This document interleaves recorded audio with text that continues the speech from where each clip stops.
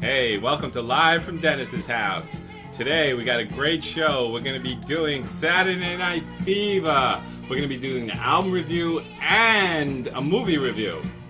We have the soundtrack. We'll be talking about the movie. And my special guest is my favorite cousin-in-law, Susan Ferriolo, and her friend John. What's your last name, John? Bianco. And we even have a special producer over here. So, Susan was not born in this country. She was born in Brooklyn, and that's why she should be special, perfect for this Saturday Night Fever, I thought.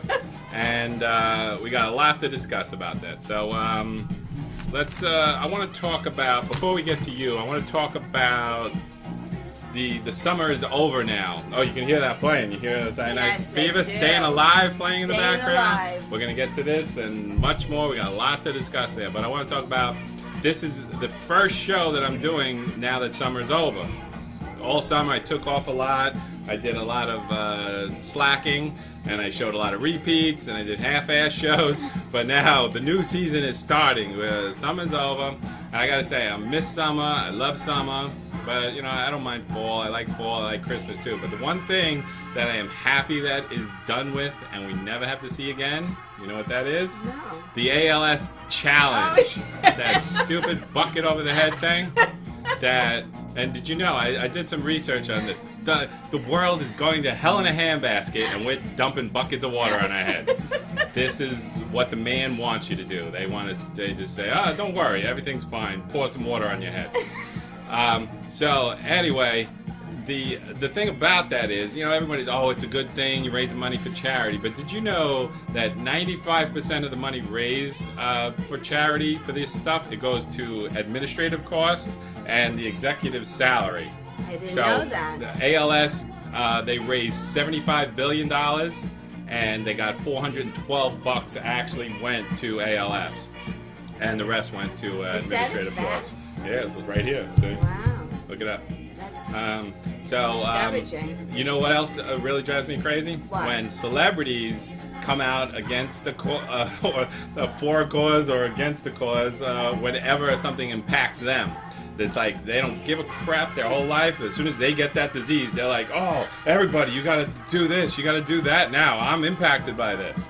And so another known fact, little known fact actually, yes, that if all the celebrities pooled their money together and they gave 50% of their wealth, it would actually, well, I have the exact figures here. I better read those so I don't want to just be spouting things I don't know about. So, if they gave 50% of their fortunes, you could cure all diseases, and you'd buy every homeless person a nice condo, and you would end hunger. Wow. It's just, if they all gave 50%, instead of being on MTV Cribs with gold toilets and 17 Mercedes-Benz and all this stuff, they should put their money where their mouth is and give to charity instead of telling, oh, that's what they do. They start their own foundation and they said, oh, you give money to this now, it's my foundation. I'm not going to give any money, but you jerks out there make a minimum wage, you give money to the Madonna Foundation, and I'll keep my $75 billion to myself. And I'll sing if you want me to donate anything. I'll sing. So, alright, that was my rant of the year. I've been saving that for a little while. But anyway, let's get back to the movie now. Okay. So, alright, Saturday Night Fever came out in 1977. So, I have a 30-second summary of the movie. I actually watched the movie last night. I don't think I ever actually watched it before. I have. I saw bits and pieces all my life, and but I've never actually sit down, I don't think. So last night I watched it, and, you know, oh my God! My wife, Carol Ann, is the new executive producer.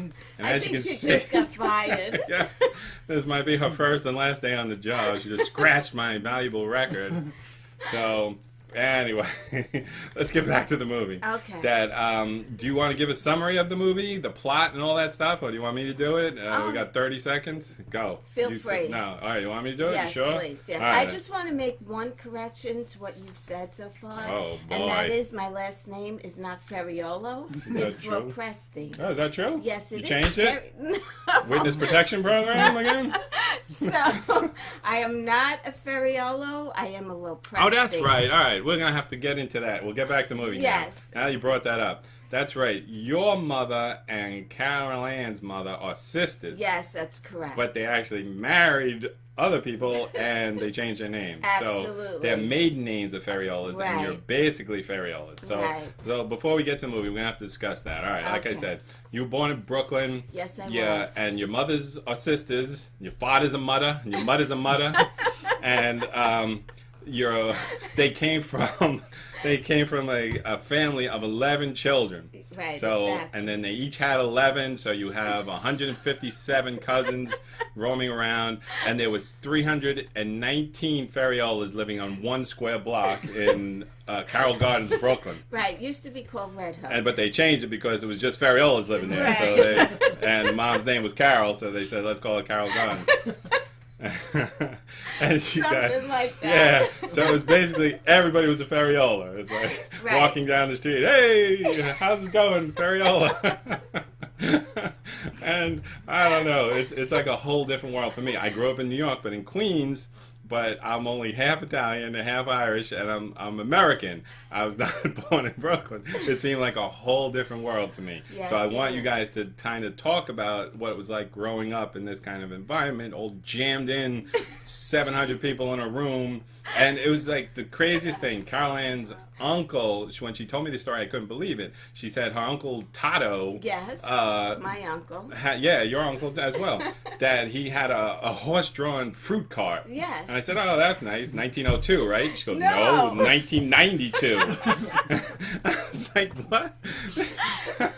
Well, So- in the 70s, when I was like 10, 12 years old, he used to come down Court Street. And when I saw him coming down Court Street, I would hide behind cars because he would embarrass me in front of all my friends and say, does your father know where you are? Go home right now. So when I saw him coming, I would hide behind a car. And that's the truth. So yeah, And you don't know my Uncle Tato. I do. of course Oh, he you do. does. How can you not? We Because used to steal fruit off. oh! Carolyn's not thinking that's funny. So, you all didn't you live in the same apartment building, you and Carol Ann, No, we or lived down next the door? block from each other. Oh, okay. Yeah. But Carol Ann, your grandmother owned this brownstone in Brooklyn, and she lived on one floor. You lived on another floor, another relative on the other floor. Rosie lived next door. Oh, and And Rosie in lived my next door. brownstone, I lived with my whole entire family, from bottom all the way to the All top. different types of family members Right. and things like that. LoPrestis, not Oh, okay, Ferriolas. Let's make sure we got that straight. The LoPrestis. And then John is also from Brooklyn. You grew up around the corner somewhere, right? Yes, and there were 5 Bianco families in my house. And you guys went to school together or something. Yes, so we what did. school? A Catholic school? St. Mary's Star at the Sea. Wow. From 1st grade to 8th grade. All right. But they had us separated. Yes. Girls were Boy, in one yes. class and boys were in Oh, another. really? Yes. Wow, that was something. They didn't trust us even at that. And was it nuns at this time? Brothers Yes. and nuns. Oh, my God. So Beat you the must have crap got out of beaten us. bad, John. John has a lot of stories to tell. He Yeah. was not a good kid in school. I was a good kid, just to try a lot of trouble. Would they ever hit you? I've gotten slapped. Like Second where? Across the grade, face? Across the face. Oh, Where my else? God. Yes, across Second the face grade. because I was crying, and Oh, that there it Sister goes. Mark Marie got tired of seeing me cry, and she, Achoo! And that was There's something to cry about. yeah, and that was the end of my crying career. Yeah, that'll So do now I it. went to school every day and didn't cry. She Wow. still doesn't cry. I still don't cry. Yeah, they'll beat it out of you. They'll break your spirit like nobody else. Wow, that's something. Those crazy nuns and Yeah. brothers. So then...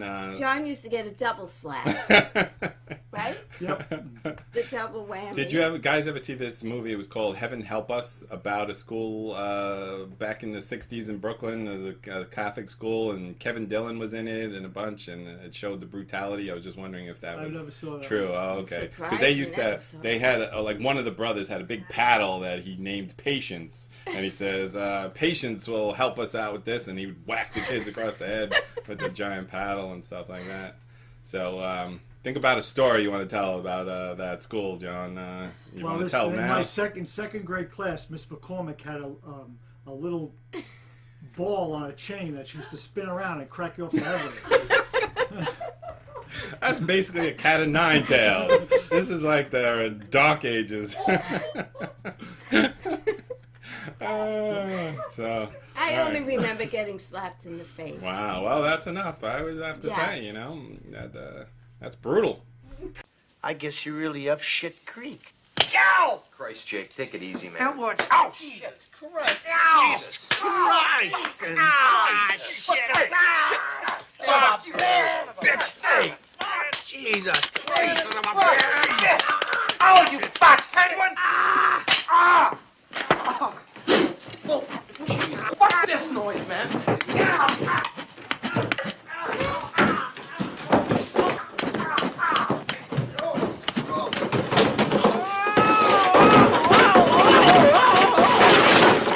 We have another story I want to tell about school. Sure. We went on our senior class trip. Wasn't senior. We were in the 8th grade, and we went to some amusement park. Rye Park, was Rye- it? Rye Oh, Playland. Rye Playland? Playland. Okay. And we were told on the bus by our teachers you could go on any ride in the park but the rowboats. The rowboats were off limits. No one was to go on the rowboats. So me and my girlfriends and John and his friends, we all went on the rowboats. And Brother Paul, which was my teacher, and Brother Gerald, which was his, was on the Ferris wheel together. And they saw us on the rowboats, and they were waving us in, and we were going, hey! Well, I have another story. We got in trouble. My friend Dominic and I, we had to go take a test outside the school, and we went to the Yankee game instead. And we got on TV. And the brother was watching the game. I'm surprised he didn't run down there waiting for you when you got out. We got the crap beat out of it. Oh, man. Hope the game was worth it. But I'll give my 30-second summary about this movie. All right. Okay. It starred John Travolta as Tony Manero, Karen Lynn Gorney as Stephanie Mangano. I don't understand why they gave her the role. She wasn't particularly attractive. She was nasty, and she had a terrible New York accent. And Well, they needed the New York accent. no, but she had a terrible one that it wasn't legitimate. It's like she was pretending to be from New York. Actually, they could have. she was really pretty, and she wasn't going to get the part, and they made her gain 40 pounds. No, Oh, that was that the was other in one. that. that was the other one. in Donna that. Pescal, Yes. who played, she had her own TV show for a while, Did Angie. she? Oh, yes. Yeah, she was actually from New York, too, and she lost her accent because she studied to be an actress, Right. and she's, I'm going to lose my New York accent. First role she got was for a girl from Brooklyn, and she had to get it back. And she gained 40 pounds. Yes, that's... Because they said she was too pretty. Yeah, well, she showed them. See, so we both did our homework. Yes, I know. That was very good. Yes. All right, so I'm going to give a quick 30-second summary of the movie now. Tony Manero, he lives with his dysfunctional family in Bay Ridge, Brooklyn. He works a dead-end job at a local hardware store. But his stagnant monotony of his life is temporarily dispelled every Saturday night when Tony is king of the dance floor at 2001 Odyssey, the local disco club. So Tony agrees to enter this dance contest with that girl Annette, and then he dumps her when he sees Stephanie, and she's a really good dancer, and Stephanie she longs to get out of Brooklyn. She hates Brooklyn, she works in Manhattan, and she longs to get a fancy life in Manhattan and leave this all behind. But she agrees to dance with Tony, but says there'll be no relationship, just dancing, and that's it. And then Tony also has a brother who leaves the priesthood and sends the whole family into a tailspin. Tony and his dim-witted friends fight with Puerto Rican gangs and hang out on the Verrazano Bridge. So Tony and Stephanie win the dance contest, but he knows the Puerto Rican couple were better, so he gives them the trophy. Yes. His friend Bobby gets his girlfriend pregnant, and she won't have an abortion. His family's pressuring him to marry her, so he acts crazy, falls off the bridge, and dies. Disgusted and disillusioned by his friends, his life, and his family, Tony spends the rest of the night riding the subway into Manhattan. At dawn, he comes to Stephanie's apartment and tells her he's starting a new life and he's moving to Manhattan. Tony and Stephanie salvage their relationship and agree to be friends, sharing a tender moment as the credits roll. Wow.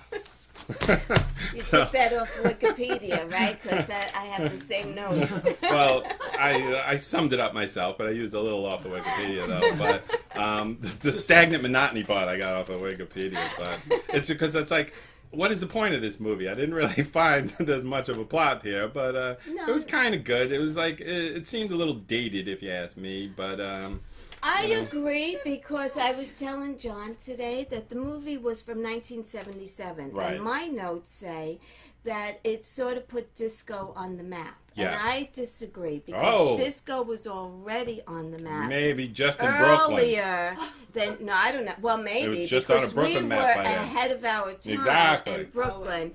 But definitely from 1972 or 1973, 72? No way. disco was, yes. I disagree. What disco music was in 72? Well, I mean, Stevie... Your facts are clouded. No, they're not clouded. They're not. Your memory is clouded. Well, that's a little clouded. I can't deny that. Well, I'm going to tell you my version of it is that maybe, late 70s, 75, there was like the R&B type of music and soul and stuff like that. Right. But then this put disco completely on the map, made John Travolta a household name, even though he was on Welcome Back, Kotter by right. then. But still, that show was very dated as well. I loved that show as a Me kid, too. and I was so excited when it came on not too long ago in repeats. And I said, "Oh my God, I used to like this show. This show's terrible." It's like walking. Yes, exactly. So, all right, Caroline, hit some more music there. We did. Yes, but without a doubt, I disagree with that. Maybe in other areas like Kansas and Missouri. Yeah, that's what I meant. Around the world, it Yes, became but a household Brooklyn thing. already knew. And I got to disco. say that, We were dancing in the streets. I've been talking a lot about how over the years I've been letting go of my hang-ups. But Yes. because this is like a major hang-up I'm letting go here, because in 1977, this went against everything that I stood for at the time. That I was a huge rock fan, and I was like, oh my God, this is incredible. Look at that picture that I had to deal with.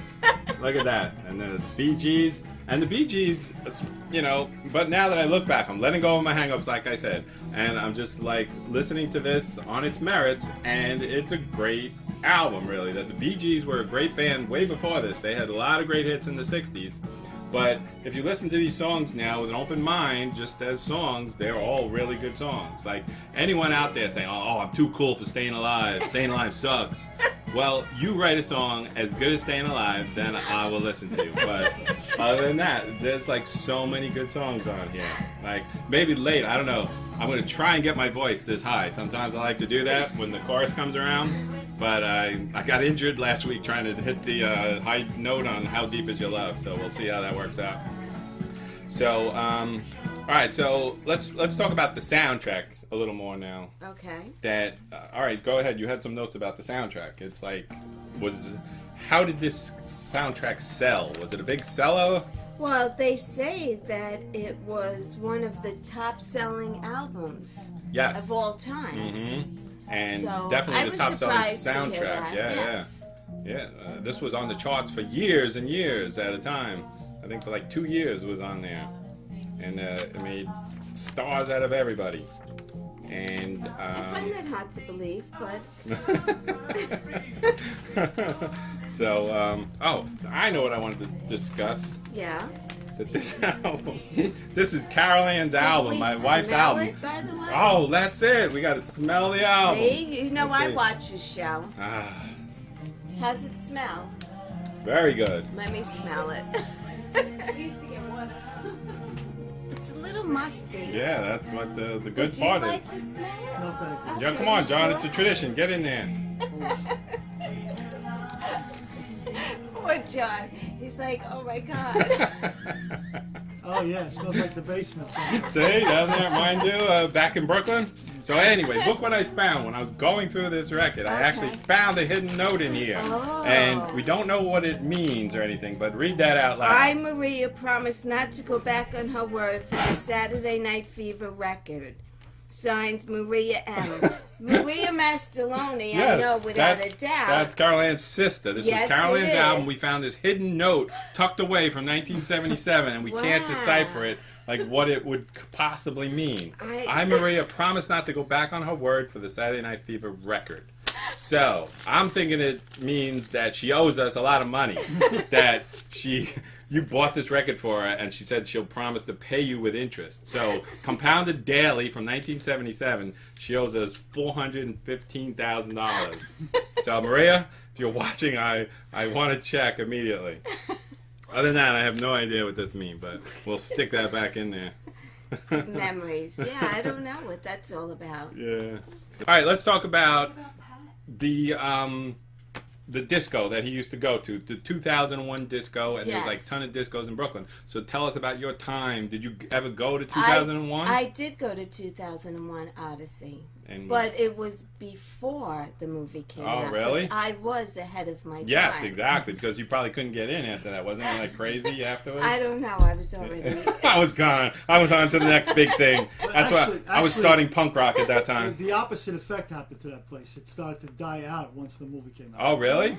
Yeah. Oh, so maybe I am wrong. Maybe... Because it became a tourist trap. Oh, okay. And all the real disco heads didn't want to go there. Yeah. Right. We were the true disco... So where'd you go after that? Well, then I started venturing out into the city. So I used to go to Studio 54. Oh, I was going to ask you about that. Nice. Did you hang out with like Jerry Hall and Andy Warhol or Cher or anybody? No. Do you want me to lie and say I did? Sure. Whatever.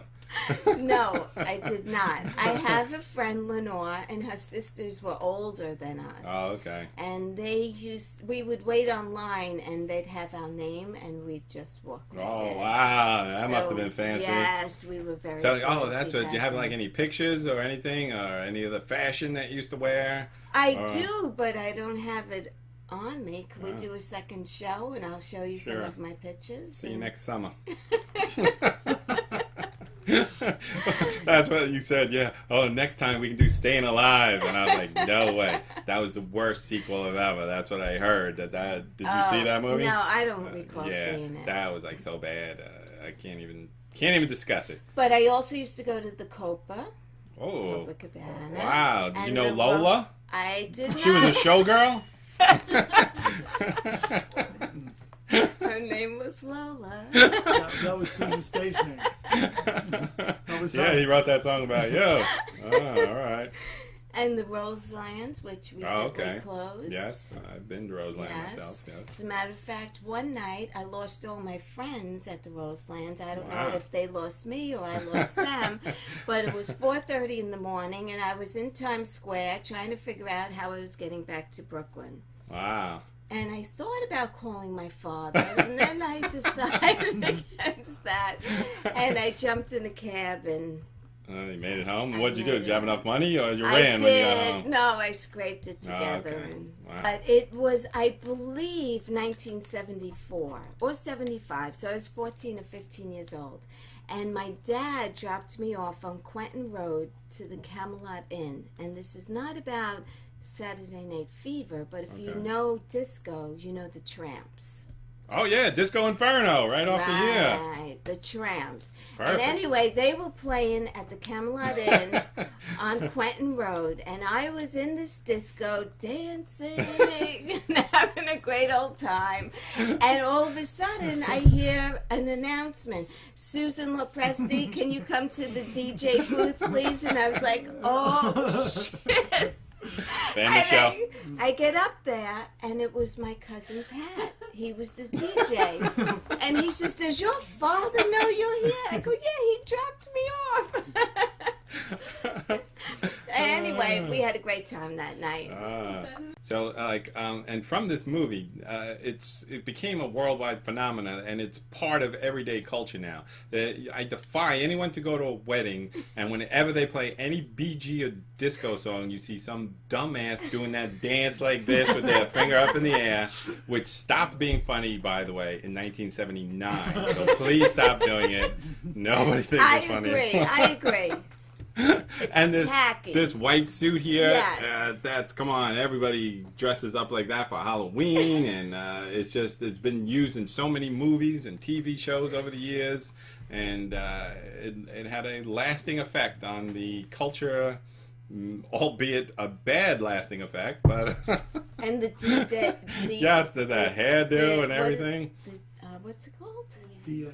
the DA. Yeah, this was a direct descendant of this was the Jersey Shore kids. That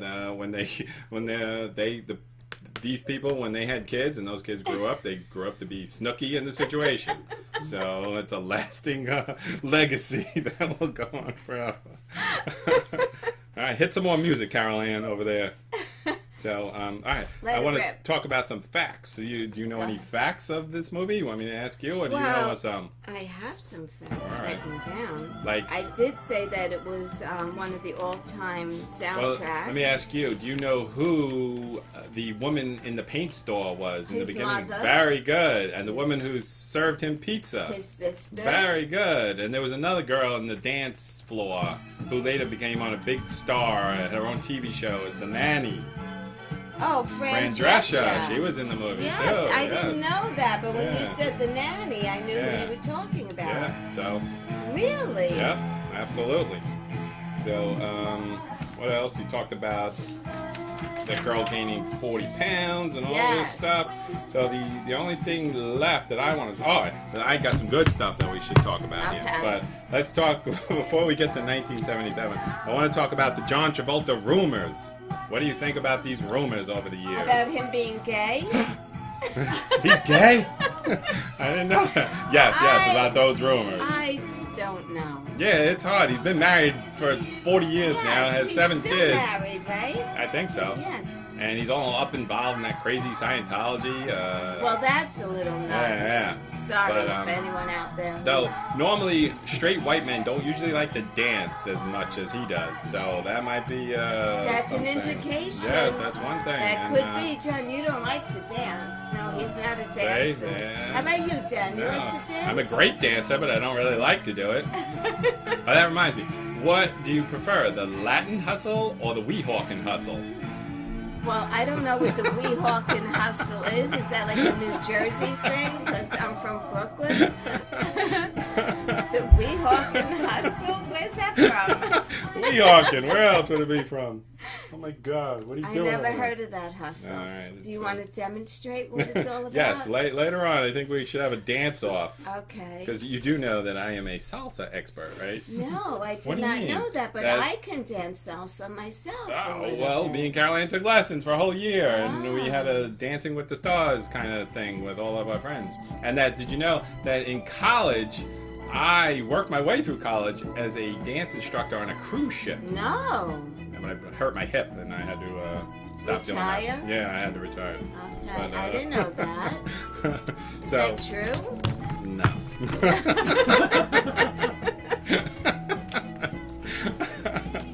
All right, so I want to talk about the year of 1977. This came out in 1977. It was all over the place. Disco was taking over, even though mainstream rock music was taking a back seat to disco, and punk rock was coming in at the same time too. So you had two different camps here.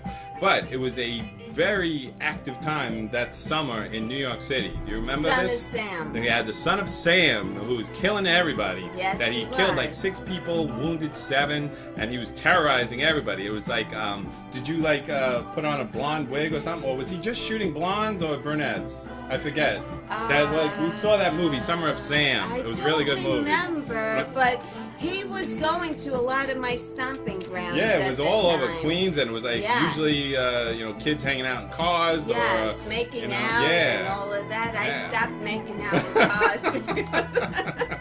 It was probably your dad shooting everybody just to get you home.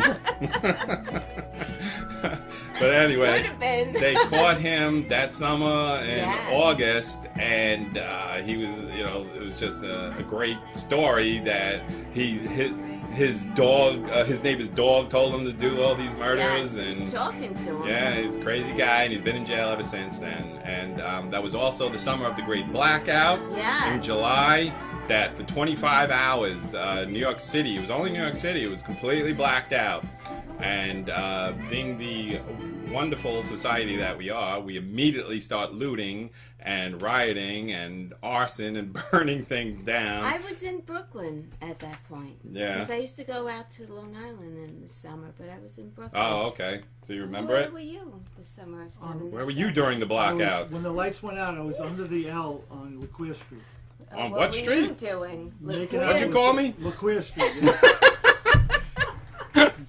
I don't think you should have been there. Who are you making out Was with? John Travolta there? One of them's girls are from the neighborhood. Damn. We So- weren't dating at the time. Let's put that on record. Would you like to discuss that in more detail? You don't have to. This is your chance to. All right, I'll go Well- on with more stuff if you don't. I give like a 3 second, not even Okay, 0.3 so second I'm- break, and then I gotta start talking again. Am I allowed to talk? Sure, go. Okay, so John and I went to school together, and we hung out with all the same friends for 8 years. But him and I were not friends. He never talked to me.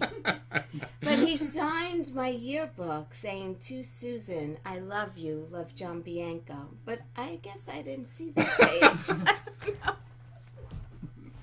So, because he didn't tell me or show me that he liked me, I ignored that, and it took 40 years for us to Yeah, get so together. so then you all went your separate ways, and then now Facebook, there you go. I contacted him on Facebook, And the rest is history. and the rest is history. See, everybody says bad things about Facebook, Oh, but I yeah, think no, Facebook no, is a no. wonderful thing. Yes, it is. I said, "Do you remember me?" And he said he had a huge crush on me when we were 13 years old. And I even saw the picture of the yearbook where he wrote Oh, that. So I'll yes. put that up there. All right, you later could on. do that. Yes.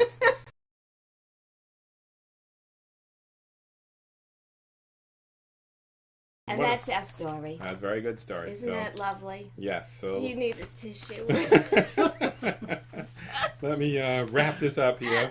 That during the blackout, there was 500 cops injured, 4,500 people injured, and some people say that rap got started out of this blackout because so much DJ equipment was stolen that years after this it took off because all these kids now had all this DJ equipment and they could go on. So there you go. Wow, I didn't Something know comes from that. nothing.